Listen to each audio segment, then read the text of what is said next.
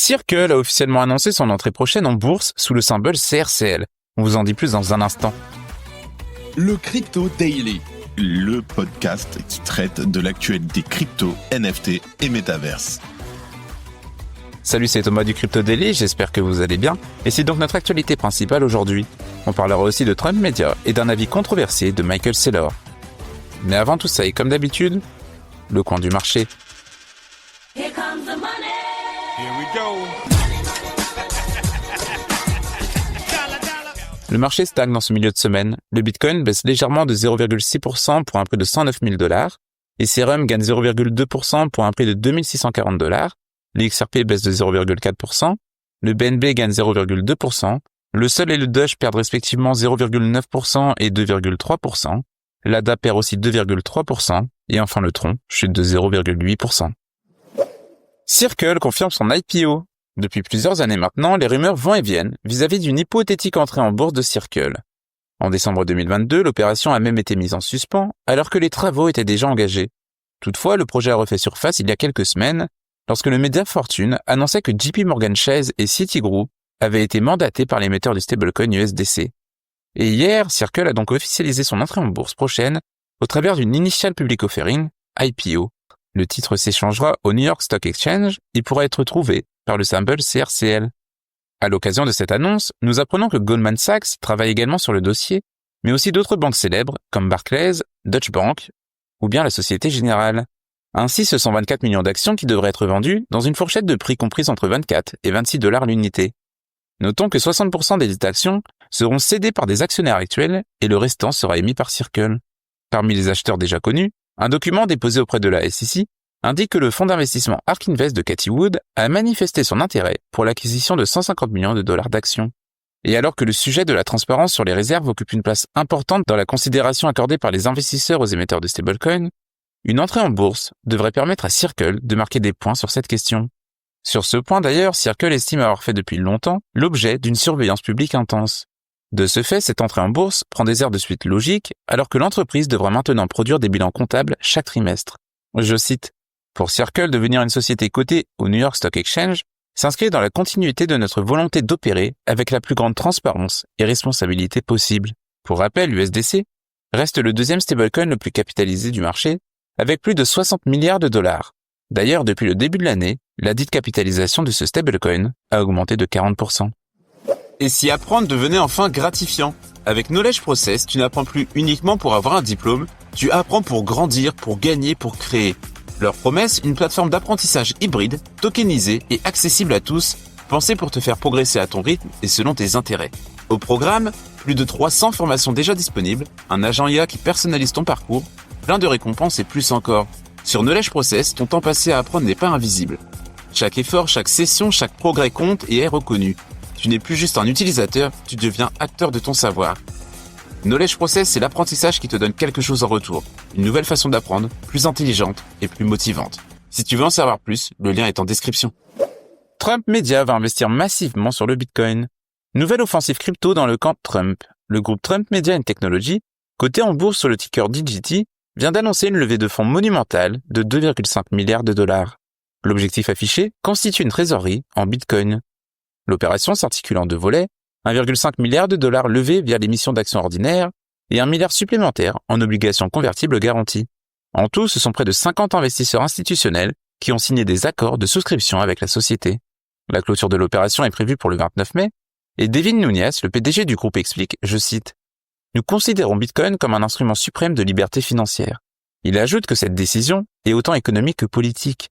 Elle vise à protéger notre entreprise contre les pressions exercées par certaines institutions financières, tout en préparant l'avenir de nos services, paiement par abonnement, utility token et autres projets sur Truth Social. Côté logistique, Trump Media a choisi deux noms bien connus de l'écosystème pour garder ses bitcoins. Crypto.com et OnCourage Digital assureront la garde sécurisée des actifs. L'annonce, relayée initialement par le Financial Times, a brièvement fait bondir l'action DGT de plus de 10% en pré-market. Mais l'euphorie aura été de courte durée. À l'ouverture des marchés, le titre s'est replié modestement. Au-delà de la manœuvre financière, ce mouvement renforce le positionnement pro-Bitcoin de Donald Trump. Et surtout avec cette opération, Trump Media rejoint le cercle des entreprises cotées en bourse qui détiennent des Bitcoins dans leur trésorerie, comme Strategy ou encore Tesla. Et autant dire que le groupe de Donald Trump ne fera pas les choses à moitié, car il s'agirait de l'un des plus gros achats de Bitcoin par une entreprise cotée. Si tu aimes le Daily, une note et un commentaire nous aident énormément. Aussi, si tu ne veux rien rater de l'actualité, abonne-toi. Michael Saylor est mitigé sur les preuves de réserve. Michael Saylor est en quelques années devenu un personnage incontournable de la scène crypto. En effet, avec son entreprise Strategy, il multiplie les achats de Bitcoin, si bien que l'entreprise détient actuellement 580 250 Bitcoins. Interrogé lors d'un événement en marge de la conférence Bitcoin 2025 à Las Vegas, Michael Saylor a partagé un avis surprenant sur les preuves de réserve on-chain. Concrètement, il a expliqué que la publication des preuves de réserve, en dévoilant les adresses on-chain qui stockent les fonds, impacte la sécurité des émetteurs, des dépositaires, des plateformes d'échange ainsi que des investisseurs. Selon lui, aucun analyste en sécurité d'entreprise ne recommanderait de rendre publiques toutes les adresses de wallet. Pourquoi ? Tout simplement parce que ça faciliterait la traçabilité des fonds et exposerait les institutions à de multiples vulnérabilités. Michael Saylor invite même à interroger l'intelligence artificielle sur les conséquences de cette transparence en ironisant, je cite, « Elle écrirait 50 pages sur les problèmes de sécurité que cela pose ». En réalité, Michael Saylor met sûrement le doigt sur un point important. Bien que la preuve de réserve soit devenue populaire après l'effondrement de FTX en 2022, pour rassurer les utilisateurs, elle reste d'abord incomplète. Michael Saylor souligne que cela ne montre qu'une partie de la réalité, à savoir ce que l'entreprise détient, sans pour autant révéler ses engagements contractuels ou dettes. Selon lui, cette méthode n'est donc pas pertinente sans audit complet des actifs et passifs par un cabinet d'audit reconnu. Pour autant, Michael Saylor reconnaît que l'industrie doit tirer des leçons des faillites passées telles que FTX ou Mt. Gox. Toutefois, il considère que la preuve de réserve n'est pas la solution adaptée pour les institutions. Il préfère donc les audits externes. Et notons qu'en parallèle, Strategy poursuit ses achats de Bitcoin. Le 26 mai, l'entreprise a annoncé l'acquisition de 4020 Bitcoins supplémentaires, un nouvel achat qui amène la valorisation de ses avoirs à plus de 58 milliards de dollars. Et voilà, c'est fini pour nos 3 news principales du jour, et on passe maintenant aux brèves. Le FMI veut contraindre le Salvador à arrêter ses achats de Bitcoin.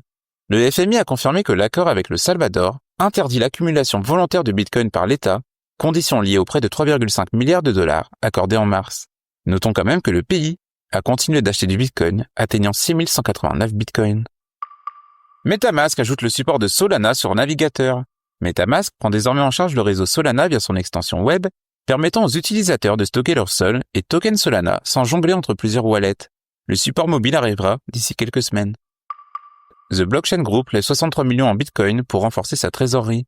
The Blockchain Group a levé 63,3 millions de dollars via des obligations convertibles entièrement souscrites en Bitcoin, avec le soutien d'investisseurs comme Moonlight Capital, Fulgur Venture et UTXO Management. Un commanditaire franco-marocain identifié après la vague d'enlèvements liée à la crypto. Un homme de 40 ans installé au Maroc est soupçonné d'être à la tête d'un réseau impliqué dans les récentes tentatives d'enlèvement. Les enquêteurs ont pu remonter jusqu'à lui et interpeller une vingtaine de jeunes exécutants. Ingénieur en cybersécurité, il révolutionne la sécurité des cryptos. Co-fondateur et PDG de Seed, Hugh Dorsey s'est prêté au jeu de l'interview Crypto Daily. Il nous parle de la création de sa solution Seed et de la manière dont il souhaite aider les propriétaires de crypto à sécuriser et à partager leurs fonds. Le lien est en description, bonne vidéo à tous. Et voilà, c'est la fin de ce résumé de l'actualité du jour. Évidemment, pensez à vous abonner pour ne pas rater le suivant. Rendez-vous aussi sur Twitter et Instagram pour d'autres contenus d'actualité exclusifs. Je crois que j'ai tout dit. Faites attention à vous, et moi je vous dis à vendredi. C'était le Crypto Daily. Merci et à très vite.